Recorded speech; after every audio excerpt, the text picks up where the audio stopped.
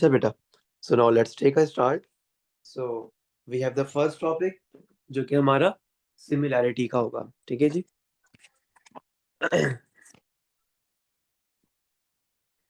The first topic is of similarity.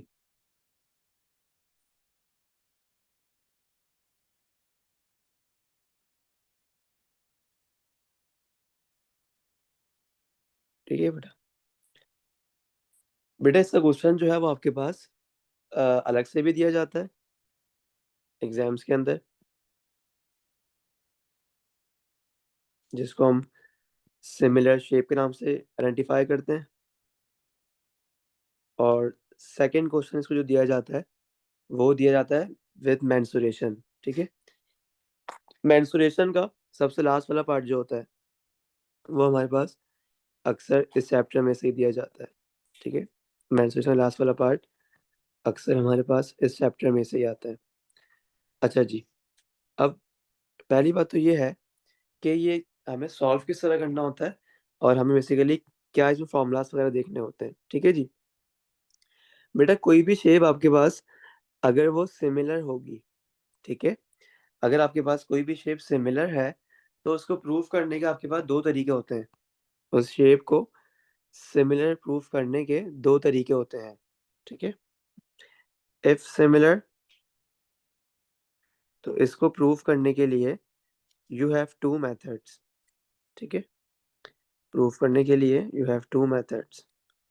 First method क्या होता है कि या तो आप उसकी कॉरेस्पॉन्डिंग साइड्स को इक्वल कर दें, तो हम कहेंगे कि हाँ भाई ये जो दो शेप्स हैं ये सिमिलर हैं. ठीक है. फर्स्ट मेथड क्या है कि या आप उनके रेशियो ऑफ कॉरेस्पॉन्डिंग साइड्स को इक्वल कर दें. If the ratio of corresponding sides are equal, पहली बात.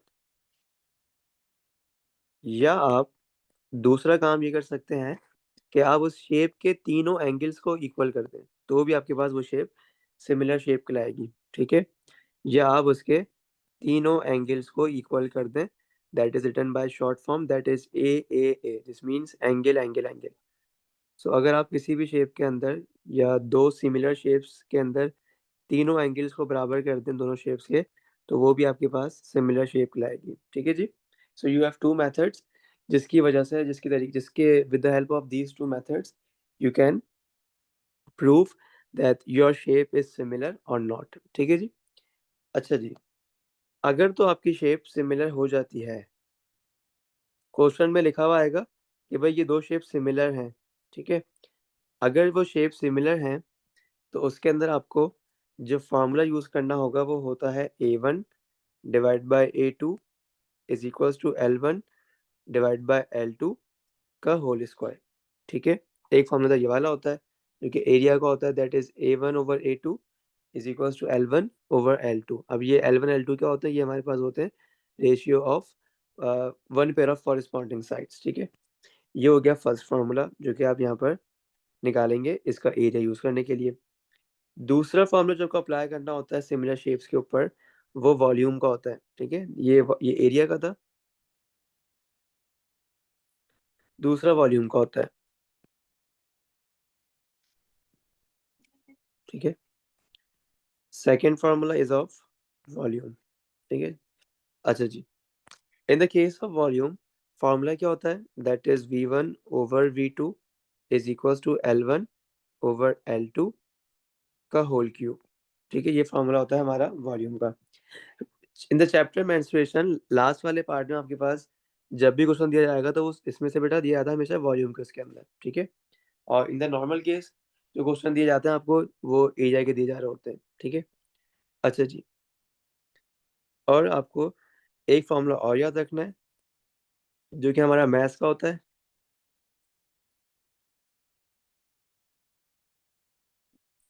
ठीक है. जो कि मैथ्स का होता है और वो होता है m1 over m2 is equals to l1 over l2 और यहाँ हम बाहर क्यूब लगा देंगे. ठीक है. तो as you guys can see आपके पास ये L1 और L2 वॉल्यूम का और मास का दोनों सेम होते हैं, बस फर्क क्या होता है, फर्क आता है यहाँ पर मैसेज के ऊपर. ये इन टर्म्स ऑफ मैसेज है, वो इन टर्म्स ऑफ वॉल्यूम है. अब बच्चे पूछते हैं कि सर मतलब इन पे यूनिट्स कौन से अप्लाई करने. तो बेटा मैथ चाहे ग्राम्स में हो या केजी में हो, आपको फॉर्मूला यही वाला यूज करना होगा। ठीक है। अब वॉल्यूम की बात कर लेते हैं। अब वॉल्यूम चाहे आपका मिलीमीटर सेंटीमीटर क्यूब में हो, या सिंपल मीटर क्यूब में हो, या लीटर्स में हो, या मिलीमीटर्स क्यूब में हो, किसी में वॉल्यूम हो, आपको फॉर्मूला यही यूज करना होगा उसका रेशियो निकालने के लिए। ठीक है। अब बात एरिया की, तो same concept for the area, चाहे एरिया मीटर स्क्वायर में हो, या सेंटीमीटर स्क्वायर में हो, या किलोमीटर स्क्वायर में, जिसमें भी आपके पास एरिया हो, आपको फॉर्मूला यही यूज करना है। ये काम कब करना है? जब आपके पास वो दो शेप सिमिलर हो। ठीक है। If two shapes are similar, तो आपको ये वाला काम करना है। ठीक है। If two shapes are similar, तो वहां आपको ये वाले तीन फॉर्मूलाज इस्तेमाल करने होंगे। ठीक है। ये हो गई हमारे पास एक बात।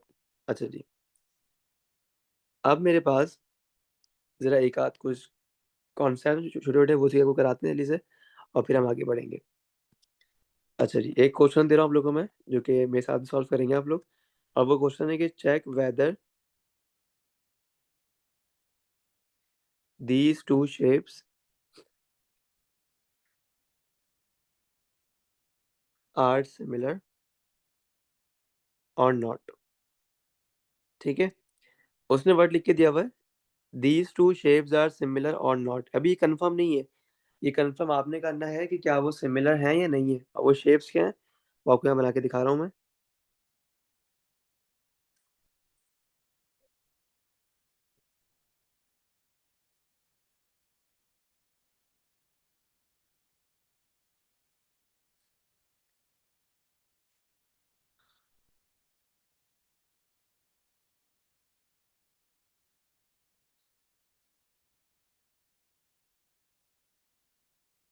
अच्छा जी, बेटा इसकी जो ये साइड ये 4 है, this one is 3, this one is 1, this one is 5 and this one is 2।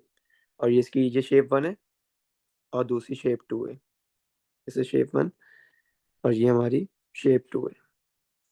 Shape 2 के अंदर ये साइड 5 है, ये साइड 25 है, ये साइड 10 है, ये साइड 14 है, और ये साइड 20 है। क्या ये सिमिलर है या नहीं है? Ratio of corresponding sides. Corresponding sides क्या होती हैं? जिनको हम सेम साइड्स कहते हैं। जैसे कि ये हो गया 2,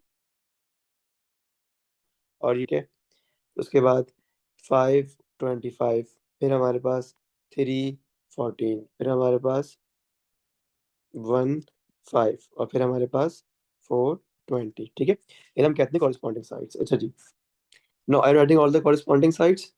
ठीक है। So for writing all the corresponding sides, मैंने आपसे कहा कि आपको जो है ना, यूज करना है शेप 2 डिवाइडेड बाय शेप 1। ठीक है, ये कुछ में लिखा हुआ आएगा। मतलब कि आपको शेप 2 आपकी आएगी न्यूमरेटर की फॉर्म में, और शेप 1 आपकी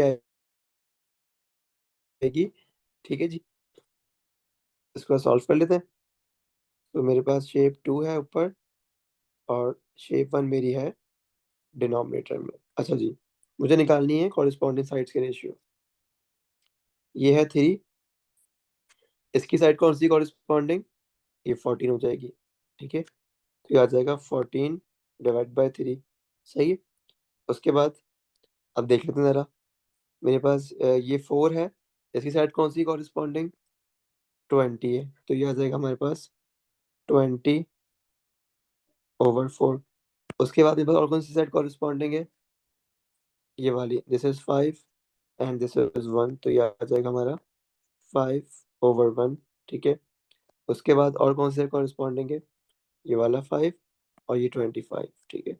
तो ये आ जाएगा 25 divide by 5, and the last one is this one, that is 2, और ये आ जाएगी 10। ठीक है। तो ये आपका आ गया 10/2। सिंप्लीफाई करेंगे इसको। ठीक है। सो 3/14 तो सिंप्लीफाई छोड़ दो, कोई हो नहीं पा रहा। 4 times of 1 and 4 times of 5, ये भी 5 रहा। 5 times of 1, 5 times of 5, 2 times of 1, 2 times of 5। You will see कि आपके पास जो वैल्यूज आ रही हैं वो तो आ गया 14/3, ये आ गया 5, ये भी आ गया 5, ये भी आ गया 5, ये भी आ गया 5। क्योंकि आपके पास ये एक जो है ये इक्वल नहीं आ रही 5 के, तो इसका मतलब कि ये दोनों शेप 1 एंड शेप 2 ये मैथमेटिकली सिमिलर नहीं होंगी। Is that clear? Yes sir. ठीक है, क्योंकि आपके पास एक शेप बराबर नहीं आई, इसका मतलब कि shape 1, shape 2 and shape 1 are not similar. ठीक है, आर नॉट सिमिलर, तो एक बात तो आपकी ये हो गई। ठीक है जी। अच्छा जी, now we have one more question.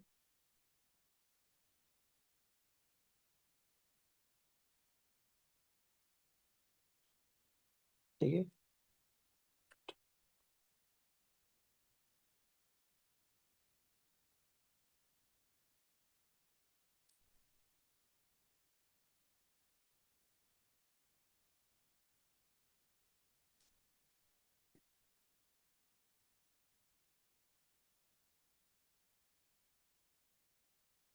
अच्छा जी, बेटा दो कोण बनी हुई है, ये इसकी tan है, this length is 10, this length is 50। ठीक है, ये कोण 1 है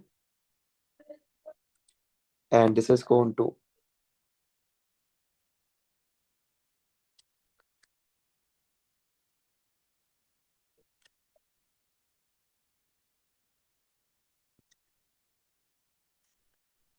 ठीक है, अच्छा जी, उसने क्वेश्चन दिया हमें कि कोण 1 एंड कोण 2 आर सिमिलर। ठीक है, find R, find R. Word लिखा हुआ आ गया सिमिलर, मतलब कि वो शेप जो है ना, ये दोनों शेप सिमिलर है। ठीक है, फाइंड आर, वही काम करेंगे, हम निकालेंगे रेशियो ऑफ कॉरेस्पॉन्डिंग साइड्स। ठीक है जी, उसमें हमें दी हुई है कोण 1 और कोण 2। तो व्हाट यू विल डू कि आपके पास इसकी ये साइड 10 है एंड दिस साइड इज 50, तो आपकी एक तो ये आ गई कॉरेस्पॉन्डिंग साइड, तो दिस इज 10 डिवाइड बाय 50। ये कोण 1 पहले है, दैट्स वाई न्यूमरेटर में आई है, कोण 2 डिनोमिनेटर की तरह आ गई है, इज इक्वल्स टू। सही है, अब मुझे चाहिए इसका रेडियस, तो इसका मैंने 5 गिवन कर दिया रेडियस, उसका आपको खुद निकालना है।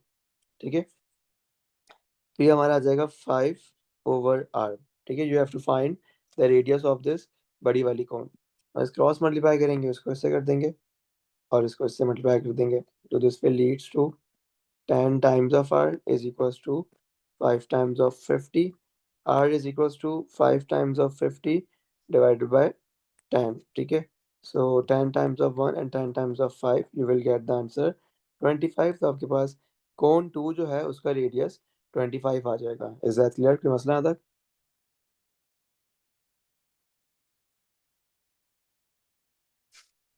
बेटा कोई मसला आता है boys and girls? No sir. No sir.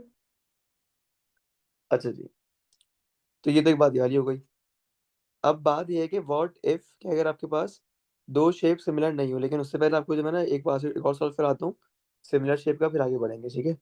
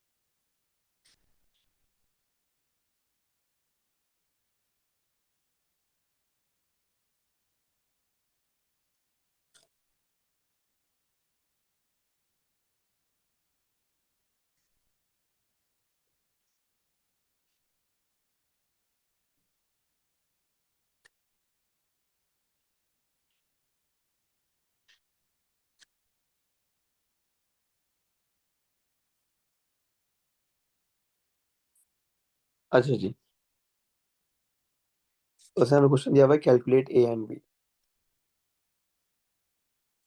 Calculate A and B, इसके 3 मार्क्स है।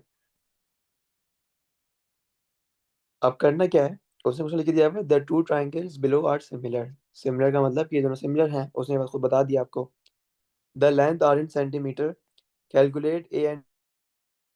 आपको निकालनी है इसकी कॉरेस्पॉन्डिंग साइड्स, ठीक है। कैसे निकालोगे?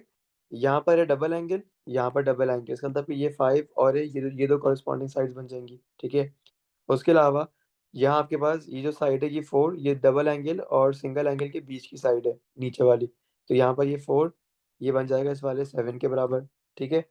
उसके बाद ये बी जो है आपका, ये वो साइड है जो ज्वाइन कर रही है एक एंगल को ऊपर पॉइंटेड निप से, दैट इज बी। तो ये आपकी आ जाएगी 10.5, बिकॉज ये भी वही जो कि ज्वाइन कर रही है वन एंगल को और दूसरे एंगल को एक पॉइंटेड निप के ऊपर आके। तो ये बन जाएगा 10. You will right in the ratio कि भाई हमारे पास कॉरिस्पॉन्डिंग लेंथ जो है वो बराबर है, ठीक है। Ratio of corresponding lengths are equal, ठीक है, बिकॉज हम यूज कर रहे हैं सिमिलर है। दिस मीन्स कि वो रेशियो ऑफ कॉरिस्पॉन्डिंग लेंथ्स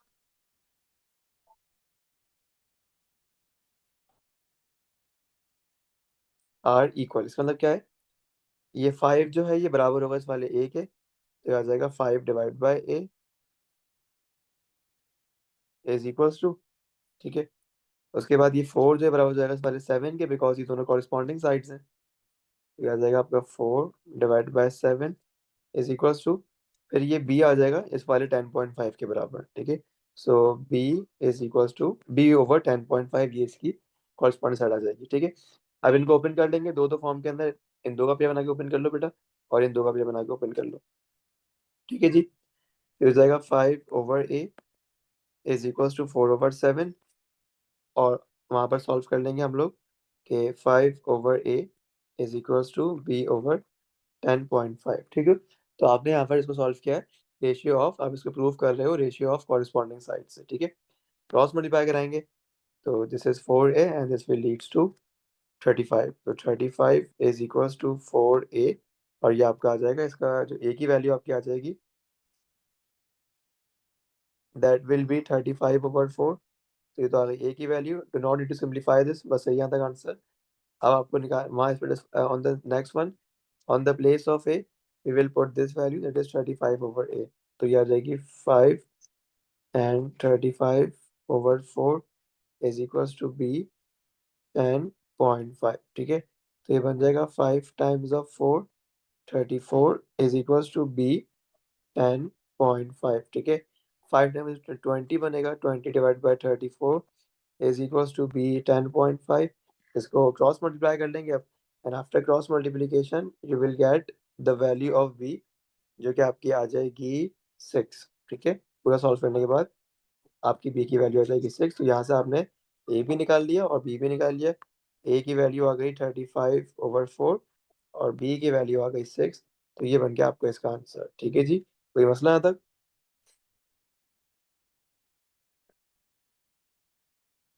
बेटा कोई मसला यहाँ तक, boys and girls? No sir sir. जी ये 5/34/4 कैसे बन रहा है? बेटा, ये जो ए था ना, मैंने ऑन द जी। प्लेस ऑफ दिस से इसकी वैल्यू पुट करी, 35/4। सॉरी हम्म। 34 लिख दिया मैंने, 35 है। ओ सॉरी सॉरी, 35। ये 35, ये 35 है, ठीक है। My bad. ओके ना, और तो ये 35 है, जी, अब सही है। ठीक है। अब सही है, सही है। तो ये 35 है, और ये इसका आपका आ गया, इसका आंसर निकल गया, ठीक है जी। कोई मसला आता है बेटा? बेटा गर्ल्स कुछ पूछना और? No sir. नो अच्छा जी, सर। आगे बढ़ते हैं। अब हमें आगे जो हमें देखना है, now we have one more past paper question जो कि इसी टॉपिक के एग्जाम में आया था, और ये रिसेंट ईयर्स का ही है। मुझे एग्जैक्ट ईयर याद नहीं है, आई थिंक शायद 22 का है।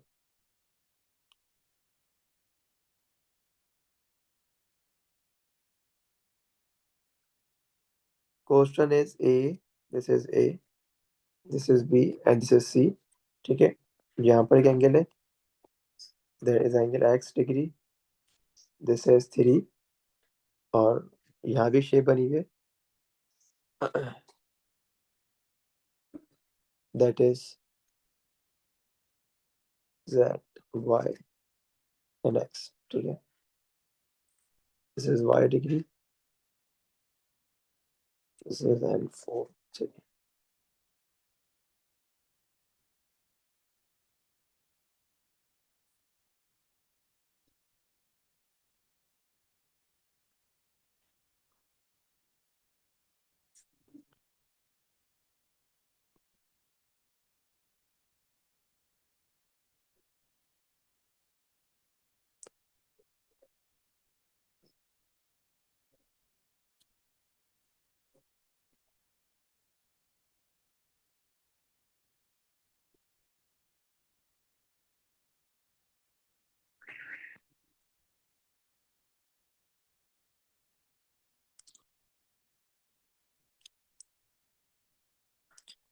अच्छा बेटा, so we have this question, और उसमें हमें क्वेश्चन दिया हुआ है कि दो ट्रायंगल बने हुए हैं, एक ए बी सी है और दूसरा एक्स वाई जी, जो कि सिमिलर है। ठीक है, मतलब कि सिमिलर आ गए triangles. Express ABC in terms of X and Y, ये 1 मार्क है। और नेक्स्ट पार्ट हमारा है, हमें लेंथ निकालनी है बीसी की। अच्छा जी, अब देखो बात ये है कि बच्चे पूछते हैं कि सर, अगर हम इसको इस तरह देख के बस आइडेंटिफाई कर लेंगे भाई ये साइड इसके बराबर है, ये साइड उसके बराबर उसके बराबर है, सो यहाँ आपसे गलती हो सकती है। ठीक है, यहाँ आपसे गलती हो सकती है। तो व्हाट यू विल डू, कि आप इस गलती को सॉल्व करने के लिए आपके पास एक जेन्युइन मैथमेटिकल मेथड है, जो कि क्या होता है, उसने बताया हुआ है ना कि A B C and X Y Z are similar. तो व्हाट यू विल डू, कि आप यहाँ लिखोगे ए बी सी। ठीक है, इधर लिखो बेटा A B C. A B C is similar to X Y Z. ठीक है, so A B C is similar to X Y Z. अच्छा जी, व्हाट यू विल डू, आप इन दो के पेयर्स बनाओगे स्टार्टिंग के, ए बी का एक्स वाई के साथ। तो ये आपका बन गया पहला ratio, that is A B over X Y is equals to, अब हम बनाएंगे लास्ट के दो का पेयर। दिस मीन्स कि अब हम बी सी और वाई जी का एक पेयर बनाएंगे। तो ये उसका हो गया second ratio of corresponding side, B C over Y जी।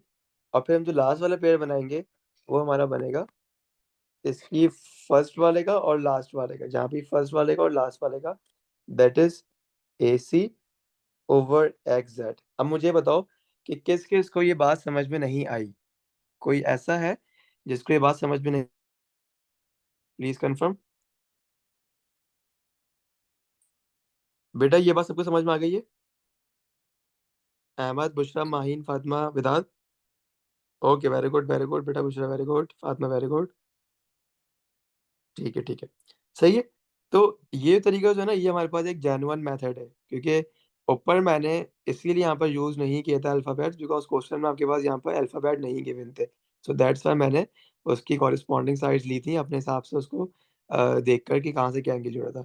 लेकिन इन दिस क्वेश्चन, क्योंकि आपके पास यहाँ पर नाम गिवन है A B C X Y Z, तो यहाँ पर आपको हमेशा मेथड अप्लाई करना है ये वाला, जिसमें आप उसके पहले पेयर्स बनाओ कॉरेस्पॉन्डिंग साइड्स, उसके बाद सॉल्व करना। ठीक है, अब देखो ए बी जो है मेरे पास वो कितना है, दैट इज 3। ठीक है, so on the place of A B, यहाँ तो आ जाएगा मेरे पास 3। उसने मुझे कहा हुआ है कि भाई आपको ए बी सी निकाल के दिखाना है in terms of X and Y. ठीक है, in terms of X and Y A B C निकाल के दिखाना है, और बी पे आपको स्पेशली एंगल निकाल के दिखाना है in terms of X and Y. अच्छा जी, अब for this part what you will do, you know कि आपके पास ए बी जो है वो एक्स वाई के बराबर है, और बी सी हमारे वाई जी के बराबर है, और ए सी हमारा एक्स जेड के कॉरिस्पॉन्डिंग है। ठीक है, उसने मुझसे पूछा भाई कि भाई आपको पहले वाले पार्ट में ए बी सी निकालना और बी पे एंगल शो कराना in terms of X and Y. तो as you guys can see, कि अगर आप इस वाले को देखो, इस वाले ए बी को,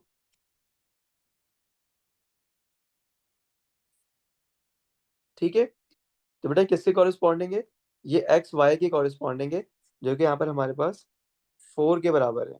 ठीक है, जो कि यहाँ ए बी 3 है और एक्स वाई कितना है हमारा 4 है।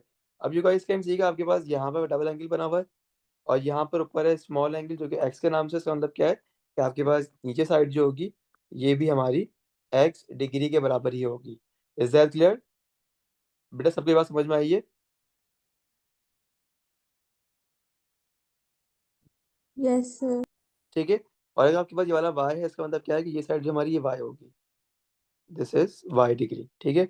एक आपने ये कर लिया कि आपने इनके पहले साइड्स को कंफर्म कर लिया कि भाई ये वाला एंगल ये है और ये साइड ये है। ठीक है जी। अब आपको जो है वो ए बी सी निकालना है in terms of X, and you know it's quite easy question कि आपको इस वाले बी के ऊपर एंगल निकालना है। ठीक है।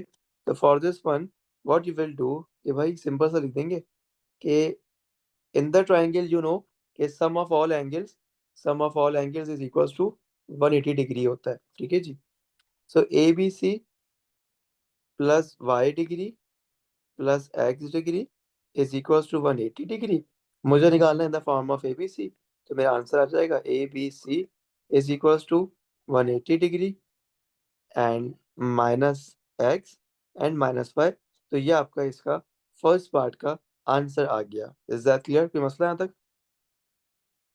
No, sir. बेटा विदात एंड माहीन, बुशरा यस अहमद, सब सर। समझ में आया? ठीक है। तो यस फर्स्ट सर। पार्ट तो हो गया बच्चों वाला बिल्कुल, जिसमें आपने इसका सिंपल सा एंगल निकाल दिया है। इसके आपको 1 मार्क्स मिलेंगे। ठीक है। इसके आपको मिलेंगे 1 मार्क्स। अच्छा जी।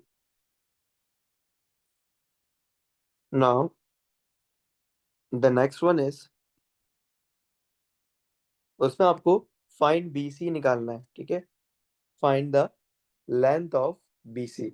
So can you please tell me how you can find the length of B C? It's quite easy because you have the ratio of all sides. I am using AB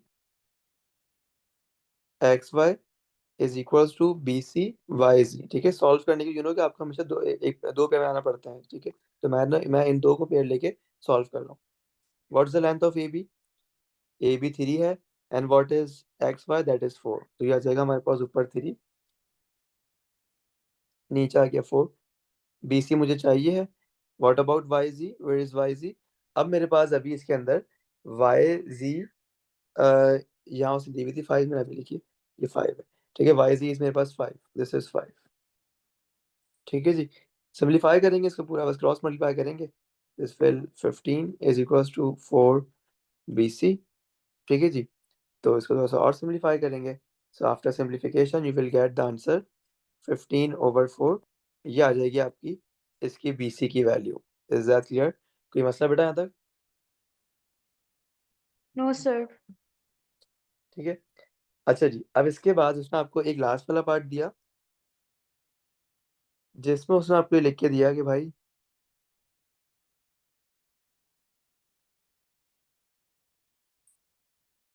write down the value of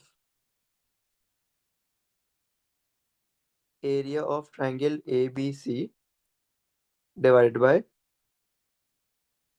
area of triangle XYZ। as you guys can see लिखा हुआ आ गया area. तो इसका मतलब कि formula कौन सा apply करना है हमें? A1/A2 is equals to L1/L2 का होल स्क्वायर। ठीक है। अब हम जाएंगे अपने एरिया ऑफ पहले ABC देखने के लिए। ठीक है जी। So can you please tell me कि आपके पास फॉर्मूला अप्लाई करना है हमें L1/L2 वाला। ठीक है। और मुझे उसकी कॉरेस्पॉन्डिंग साइड चाहिए। तो for finding the corresponding sides I am using this one, because मेरे पास BC जो है उसकी वैल्यू बेटा अब आ चुकी थी। सो on the place of BC, या आप कोई और आपकी मर्जी है जो आपको अच्छी लगे वो साइड, को सब में सेम आंसर आता है। ठीक है।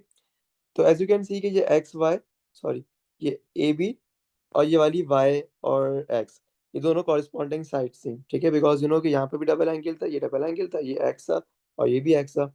तो ये आपके पास 3 है और ये आपके पास 4 है। तो we will just write on the place of area, वो L1 आ जाएगा हमारे पास 3 क्योंकि ये ABC का, और डिवाइड में आ जाएगा 4। इनका हम ले लेंगे स्क्वायर। सो 3 का स्क्वायर इज 9, 4 का स्क्वायर इज 16। ये आपका आ गया इसका रेशियो ऑफ कॉरेस्पॉन्डिंग साइड्स, और ये इन टर्म्स ऑफ एरिया आ गया है। Is that clear? कोई मसला है तक? नो। बेटा ये बात समझ में आ गई है? Maheen Fatima Ahmad,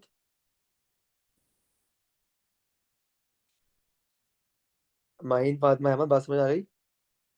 Yes, sir. अच्छा जी। अब आगे बढ़ते हैं। अब हमारे पास बस एक उसका क्वेश्चन आने वाला है कि ये सब काम हमने किया है। जब सिमिलर शेप्स थी। अब हम बात करेंगे कि if shapes are not similar तो क्या करना है, ये बड़ी काम की बात है।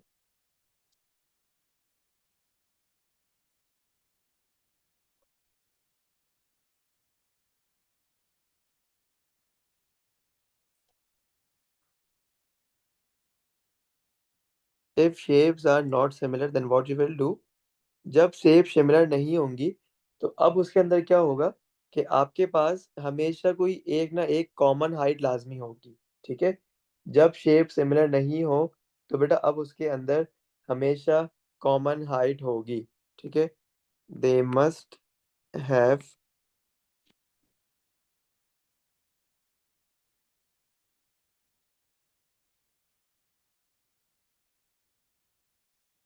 Common height. If shapes are not similar तो अब उसके अंदर लाजमी हमारे पास कॉमन हाइट होगी।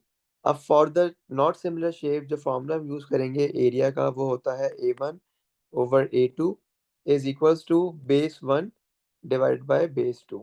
ठीक है, this formula is used to find the area of non similar shape। ठीक है, अच्छा जी, अब मेरे पास एक क्वेश्चन है पास पेपर का।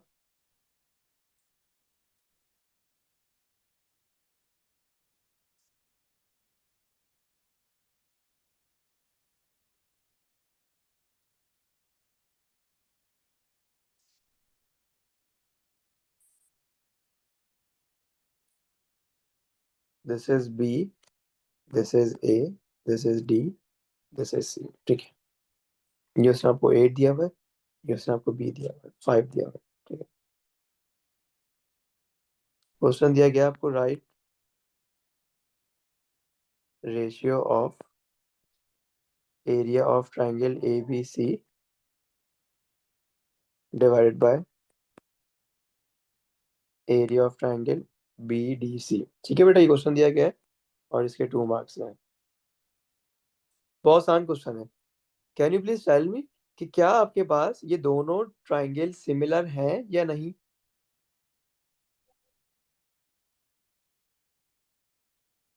यस No, बेटा sir. Girls, yes very good. They are not similar because you know कि आपके पास ए बी डी और बी डी सी इनके एंगल डिफरेंट हैं, और आपके पास कोई भी ट्राइंगल सिमिलर कब होते हैं, जब उनके या तो कॉरिस्पॉन्डिंग साइड्स बराबर होनी चाहिए तो वो सिमिलर कहलाते हैं, या हमारे पास उनके तीनों एंगल इक्वल होने चाहिए तो भी वो सिमिलर कहलाते हैं। लेकिन यहाँ पर ना तो आपके पास तीनों एंगल हमारे पास सिमिलर है और ना ही हमारे पास तीनों साइड सिमिलर है। अगर दो साइड सिमिलर है और एक साइड अनसिमिलर है तो क्या वो सिमिलर ट्रायंगल में कंक्लूड होगा या नहीं? No, sir. वेरी गुड, क्योंकि फॉर द सिमिलर ट्रायंगल्स तीनों साइड का सेम होना लाजमी है और तीनों एंगल्स का भी सेम होना लाजमी है। ठीक है जी, अच्छा जी, अब उसने कहा हुआ है कि भाई आपके पूरा कंप्लीट है, सही है, और दूसरा है बी डी सी। अब because they are not similar triangles this means कि यहाँ आपको अप्लाई करना होगा दूसरा वाला फॉर्मूला जो कि होता है base 1 divide by base 2। Because they are not similar so we will use the new formula that is A1 over A2 is equals to base 1 divided by base 2। ठीक है, ऊपर आएगा हमारे पास base of A B C. बेटा ये पूरा complete ए B सी है, इसकी बेस कितनी है, इसकी बेस ये पूरी कंप्लीट बनेगी, that is 8 + 5 this will leads to 13। तो ये आ जाएगी आपके पास ए बी सी की base that is 13 divided by, अब चाहिए मुझे बी डी सी, तो ये रहा बी, ये रहा डी और ये रहा सी। इसकी सिंपल हमारे पास आ रही है 8, तो यू विल राइट 13/8। तो ये आपका आ जाएगा बेटा इसका आंसर। ठीक है, और हाइट जो नो कि आपके पास दोनों की बराबर होगी, क्योंकि मैंने बताया था ना कि इसके अंदर आपके पास हाइट हमेशा इक्वल होगी, कॉमन होगी, बिकॉज ट्राइंगल के दोनों की हाइट यहाँ पर एक ही होगी। जो हाइट बी डी सी की होगी वही हाइट हम लोग ए बी और डी की भी लेंगे। ठीक है जी, तो कोई मसला बेटा यहाँ तक प्लीज कंफर्म? No, sir. ठीक है, तो ये इसकी आ गई हमारे पास कॉमन हाइट जो कि दोनों के अंदर है। ठीक है जी, तो ये आपका बन जाएगा इसका आंसर कि दैट इज 13/8। तो ये आपका आ गया इसकी area of non similar triangles. ठीक है बेटा, कोई मसला यहाँ तक?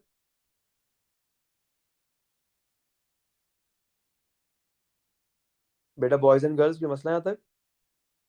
No sir. अच्छा जी। अब now we have one more last question, जो कि सिमिलैरिटी का है।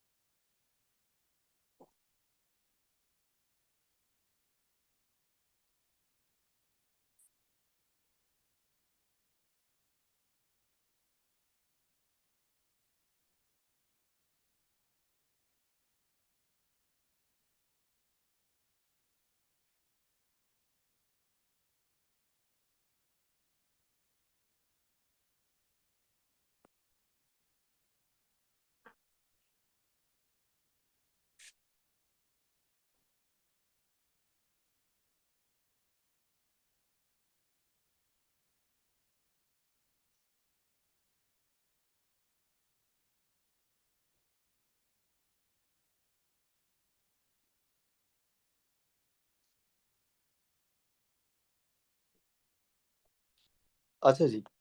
अब बेटा उसने हमें क्वेश्चन दिया है कि prove that triangle A B C is similar to triangle A D E. Word लिखा हुआ आ गया सिमिलर का।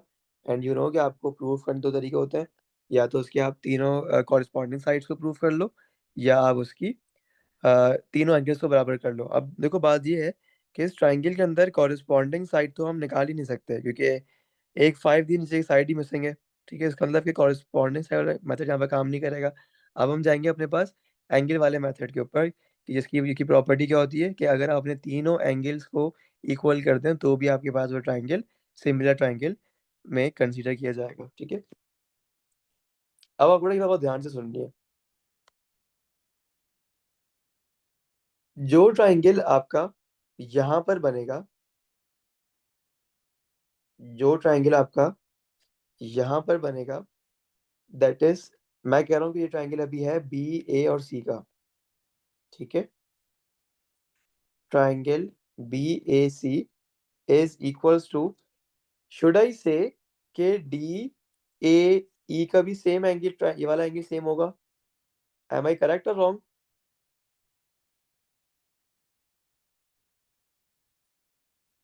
बेटा गर्ल्स एंड बॉयज देखो, मैंने कहा है कि जो एंगल मेरा बी ए सी का होगा वही एंगल मेरा डी ए ई का होगा। तो क्या मैं यहाँ पर सही हूँ या गलत हूँ, ये बात पूछना चाह रहा हूँ आप लोगों से मैं। तो what will be your suggestion कि सर यू आर रॉन्ग और राइट?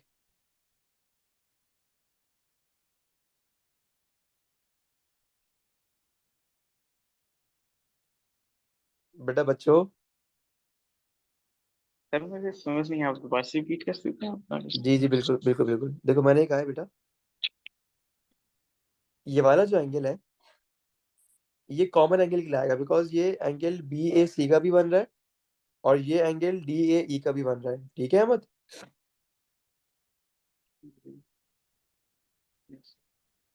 बेटा अहमद बात समझ में आ गई? जी जी, ये ठीक है, कॉमन होगा ना फिर? Exactly exactly. तो मैं लिख दूंगा यहाँ पर कि भाई जो एंगल बी ए सी का होगा वही एंगल डी ए ई का भी होगा, और आगे आपको लिखना है कि क्यों है, क्योंकि ये कॉमन एंगल है। एक बात तो ये हो गई। ठीक है, मतलब कि आपने इसका एक एंगल तो कॉमन कर दिया है, आपको दो और करना है। ठीक है जी, नेक्स्ट पार्ट। जो एंगल आपका ए बी और सी का बनेगा, क्या वो एंगल ए डी और ई के बराबर होगा या नहीं? ऑफ कोर्स बराबर होगा। तो जो एंगल आपका यहाँ पर बनेगा वही एंगल आपका यहाँ पर भी बनेगा। ठीक है, so you can also write the second property कि भाई A B C is equals to A D E. ये आपने, ये भी आया कॉमन है, ये आगे कॉरेस्पॉन्डिंग एंगल, बिकॉज एक ही साइड के ऊपर है। ठीक है, दोनों कॉरेस्पॉन्डिंग है, तो ये आपका आ गया कॉरेस्पॉन्डिंग एंगल। तो आपने यहाँ पर भी दूसरा एंगल भी इसका इक्वल कर दिया है, कॉरेस्पॉन्डिंग एंगल ये भी आ गया। उसके बाद अब इसमें आपको कोई एक एंगल और इक्वल करना है, वो बड़ा ही आसान सा है। As you have a look on this, इस वाले के ऊपर अगर आप ये कहो कि भाई जो एंगल ए सी बी के ऊपर होगा वही एंगल हमारा ए ई डी के ऊपर होगा, तो ये वाला एंगल जो आएगा आपका जिसको मैं 3 से रिप्रेजेंट कर रहा हूँ, तो ये भी आपका इक्वल आ जाएगा। तो यू विल राइट कि A C B is equals to A E D, और ये हमारे पास क्या कहलाएगा, it is also corresponding angle because A की हैंड पर है, that's why it is also a corresponding angle. अब क्योंकि आपने इसके तीनों एंगल्स को सिंप्लीफाइड कर दिया है, या इनको बराबर कर दिया या इक्वल कर दिया है, तो फिर आप ये कह सकते हो कि yes the triangle A B C is similar to the triangle A D E. ठीक है, तो नीचे हम लिख देंगे कि भाई hence by triple A property, that is angle angle angle,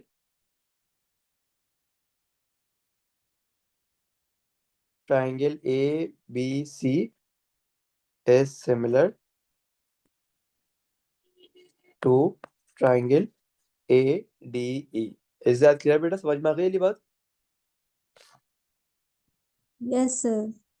ठीक है बेटा, तो ये आपने मेरे साथ आज चैप्टर सिमिलैरिटी का पूरा डिस्कस कर लिया है क्लास में, जिसमें हमने इसको कॉरेस्पॉन्डिंग साइड से भी सॉल्व करके देख लिया है, और हमने इसको with the help of angle property भी सॉल्व करके देख लिया है। तो ये आपके पास चैप्टर सिमिलैरिटी यहाँ पर पूरा एंड हो गया है।